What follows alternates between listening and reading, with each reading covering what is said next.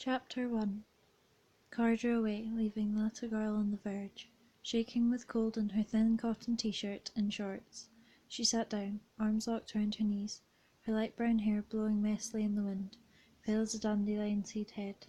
"Be quiet, freak, or we'll come back and get you," they'd said. She didn't want them to come back for her. She knew that for a fact, even if she couldn't remember her name or where she lived. A family walked by on their way to their vehicle. The mum in a headscarf carrying a baby, the dad holding the hand of a toddler. The girl still stared at the worn grass, counting the daisies. What's that like, she wondered, being carried? It was so long since anyone had cuddled her. She found it hard to watch. She could see the glimmer of gold that shone around the family, the colour of love. She didn't trust that colour. It led to hurt. Then the woman spotted her. The girl hugged her knees tightly, trying to make herself so small no one would notice. But it was no use. The woman said something to her husband, handed over the baby, and came closer until she had crouched beside the girl. "Are you lost, sweetie?" "Be quiet or we'll come back and get you." The girl shook her head.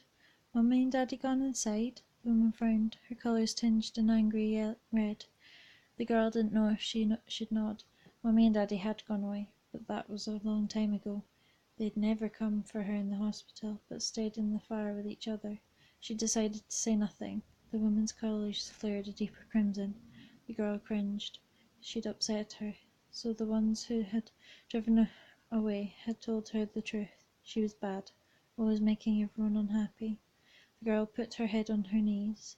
Perhaps if she pretended she wasn't there, the woman would feel happy again and go away. That sometimes worked. Poor little thing, the woman sighed, standing up. "Jamal, will you go back inside and tell the manager there's a lost child out here? I'll stay with her." The girl heard the man murmur reassurances to the toddler, then footsteps as they went back towards the restaurant.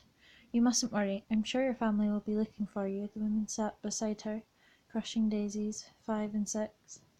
The girl stared, trembling violently and shaking her head. She didn't want them looking. Not now. Not ever. "It's okay, really. I know you must be frightened.